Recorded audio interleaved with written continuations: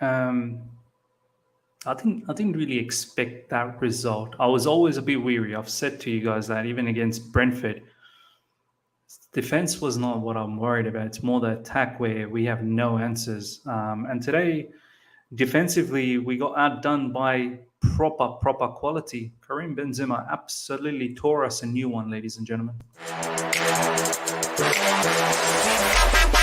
All right. Here we go, back again on the other side of the coin. Welcome back to the other side of the coin, ladies and gentlemen. Real Madrid 3, Chelsea 1 at Stamford Bridge. A phenomenal hat trick from Karim Benzema. Two of the best headers that you'll ever see, and one absolute gift from Mendy. We can sit here and blame many people, many players, and perhaps we're going to do that anyway. Yeah, that's what we do. This is what we do here, right? We blame players, but we're also going to talk about certain things about the system, certain things about the capabilities of the players that we have. Even being behind 1-0 when Real Madrid scored in that first half, nowhere along this whole particular match did we look like we had a attacking identity. And this is what I've been harping on about in recent times. How are we going to attack teams? How are we going to open them up? What is our answers? Real Madrid were solid in defense, bar maybe a couple of really good chances. One for Lukaku, that was unbelievable how he missed that header. You got Benzema banging in world-class headers, and then you've got Lukaku missing absolute sitters. There was literally no one there. Benzema's headers were off-balance headers.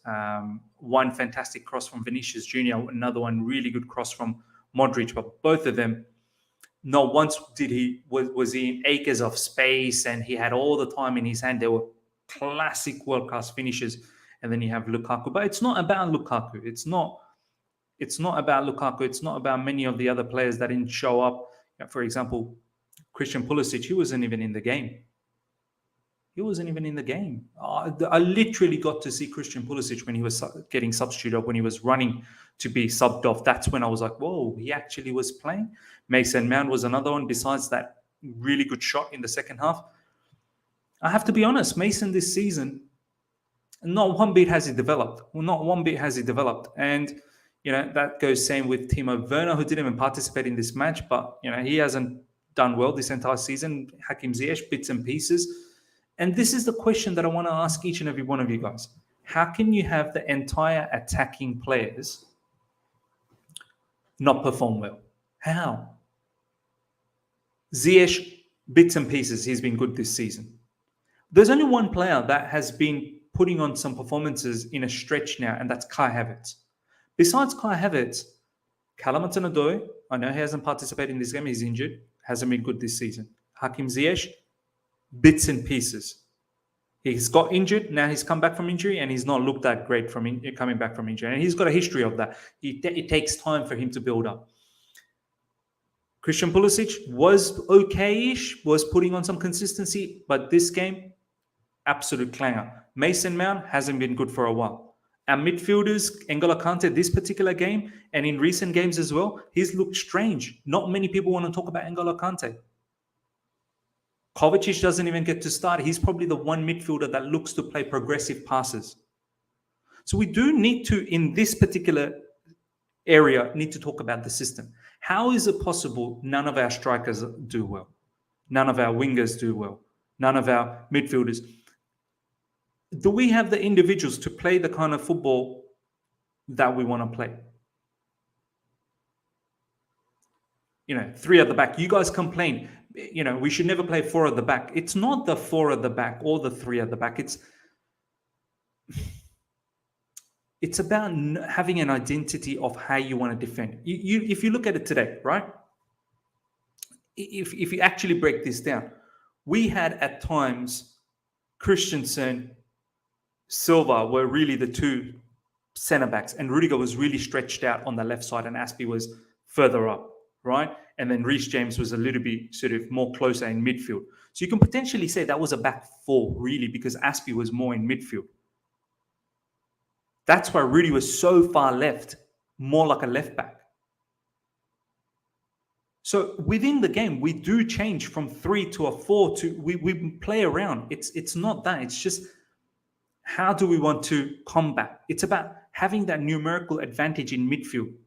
That midfield of Jorginho and Kante today, Real Madrid was ripping through that midfield in that first half. How are you ripping through? Ask yourself the question, how are you getting ripped through the midfield when you have 3 at the back, the wing backs, and 2 in midfield? It's because the different tactics. And today's game, I don't even think Tuchel, in regards to tactically, he probably had it right. But the players, where was the intensity? Where was Mason Mount and Pulisic coming into midfield and helping out Kante and Jorginho? Kante and Jorginho were getting outnumbered. Toni Kroos, Modric, Casemiro, and Valverde, who looked like a winger, but he was actually tucking in. So where was Pulisic and Mason Mount coming into midfield and making sure that they're aggressive and winning the ball back quickly? We got done. If you look at both the goals, their first 2 goals. First one, I think it was Azpilicueta who lost the ball in midfield and it quickly went to Benzema. Benzema then passed it to Vinicius. Where was when Aspi lost the ball? Where was everyone trying to track back in and staying compact? Vinicius then puts in, beats Christensen with pace because he's got acres of space, because Christensen is shifted to the left because everyone sort of, the formation was moving towards the left. And if that's the case, Reece needs to tuck in and Mount needs to tuck in and make sure that Christensen doesn't get done. You have to intercept that pass to Vinicius Jr. And then the second goal, I think it was Valverde on the right side, tucks in a ball to Modric. Where was Aspi pressing towards Valverde? And then Modric, early cross, finds Benzema. So part of it is tactics in terms of when we have the ball, when we attack, there is no attacking philosophy, and that's on Thomas Tuchel. But when we are without the ball, that's on the players. We didn't seem to bring that intensity today in our game. And I believe ultimately that cost us the game. And now we go to the Bernabeu, ladies and gentlemen, and I don't know, how do we turn this around? How do we turn this around? Because I don't know how we're going to score goals. We have to score 2 to level things up. How are we actually going to do that?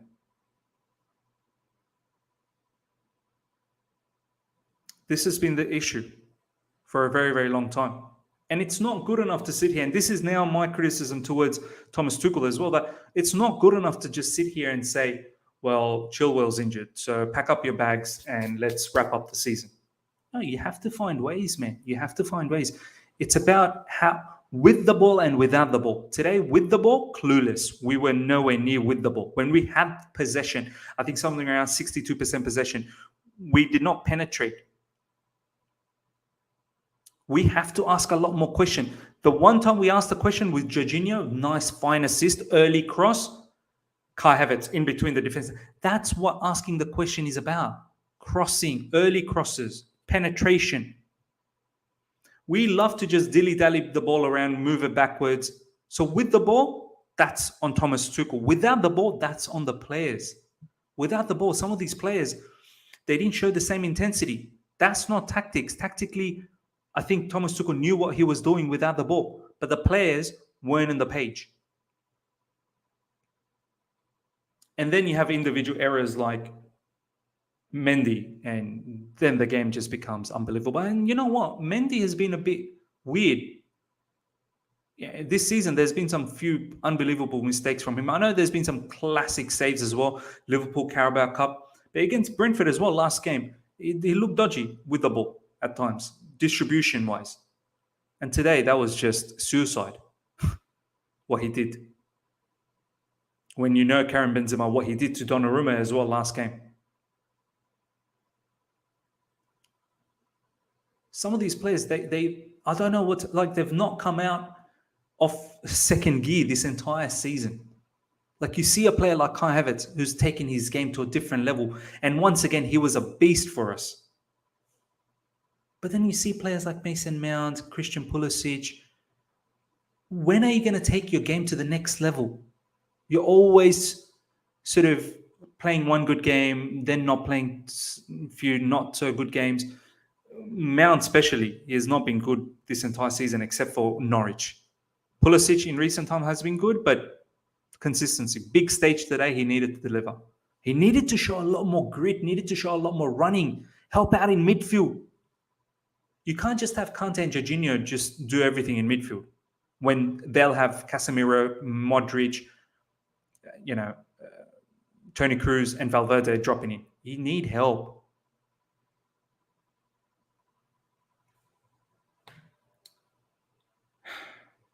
I honestly, I don't know how we're going to come back at the Bernabeu. Now we go to Bernabeu, and it ain't going to be easy. 80,000 crowd, Real Madrid fans screaming.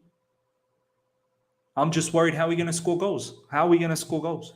That's why I'm not going to be here. I can't really even single out because I feel like it's a bit of both. It's a bit of Thomas Tuchel. It's a bit of players as well. We need to come together and figure out how we're going to attack. What is our philosophy with the ball, without the ball? And those players need to execute. Because if you don't execute at this level, you're going to get done. Simple as that. Ladies and gentlemen, I'm disappointed. We should have at least be 3-2. That Lukaku goal, header, should at least be 3. At 3-2, at least you can have a hope that one goal will come back. 2 goals and not an unanswered 2 goals as well, and that will only tie the series.